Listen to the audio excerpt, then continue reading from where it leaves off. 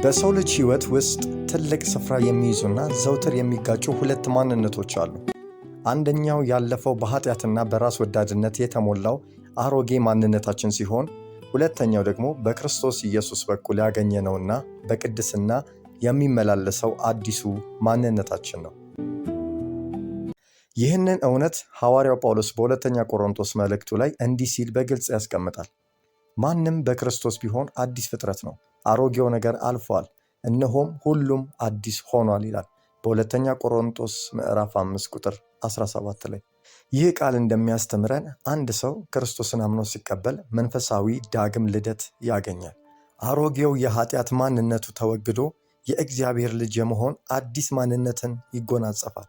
ሆኖም ግን ይህ አዲስ ማንነት በሕይወታችን እንዲያብብና እንዲያፈራ ዘውትር ልንንከባከበውና ልንጠብቀው የሚገባን እሴት ነው። አዲሱ ማንነት የሰላም፣ የደስታ፣ የፍቅር፣ ከፈጣሪ ጋር የመታረቅ ማንነት ነው። ያለ አዲሱ ማንነት በምድር ላይ የምንኖረው ሕይወት ባዶነት፣ በጭንቀት፣ በኃጢአት፣ በባርነት የተሞላ ይሆናል። አዲሱ ማንነት ወደ እግዚአብሔር መንግሥት እንድንገባ መብት የሚሰጠን ብቻ ሳይሆን በዚች ምድር ላይ ስንኖር የእግዚአብሔርን መልክና ባህሪ እንድንመስል የሚያደርገን መለኮታዊ ስጦታ ነው።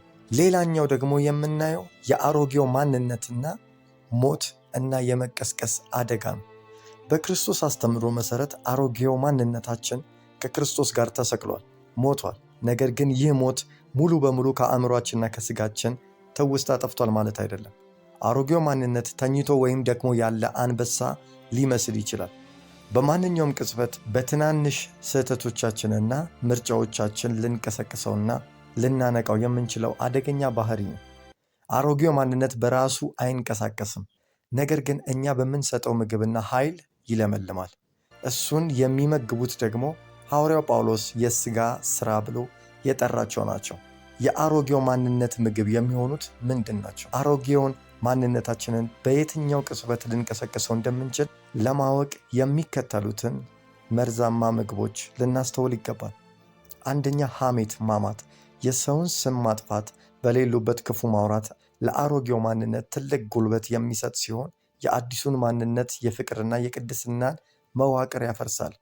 ሁለተኛ፣ አድመኝነትና ምቀኝነት፣ በሌሎች ስኬቶች ማዘን፣ ሰዎችን ለመጣል ማሴርና በቡድን መቧደን አሮጌውን ማንነት በሕይወታችን ላይ በግልጽ እንዲነግስ በር ይከፍታል ወይም እንዲነሳ እንዲቀሰቀስ ምክንያት ይሆናል።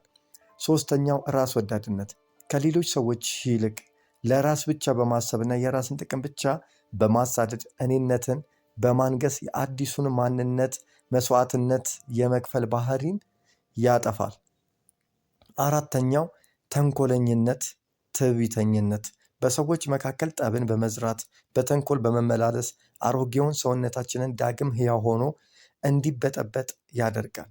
አራተኛው፣ ተንኮለኝነትና ትዕቢተኝነት፣ በሰዎች መካከል ጠብን በመዝራት በተንኮል በመመላለስ አሮጌው ሰውነታችን ዳግም ሕያው ሆኖ እንዲበጠብጠን ያደርጋል። እነዚህን የሥጋ ፍሬዎች በተለማመድን ቁጥር ያ የሞተና የደከመው አሮጌ ማንነታችን ጥርስን አውጥቶ ይነሳል። አዲሱን ማንነታችንን በመጫን በሕይወታችን ላይ እንደገና ለመንገስ ይሞክራል።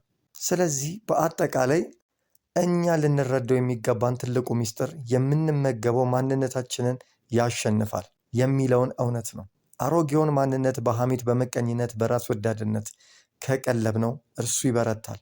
በአንጻሩ አዲሱ ማንነታችን በመንፈሳዊ ምግብ፣ በእግዚአብሔር ቃል፣ በጸሎት፣ በፍቅር፣ በትህትና፣ በበጎነት ከመገብነው አዲሱ ማንነታችን እያደገና እየጠነከረ ይሄዳል።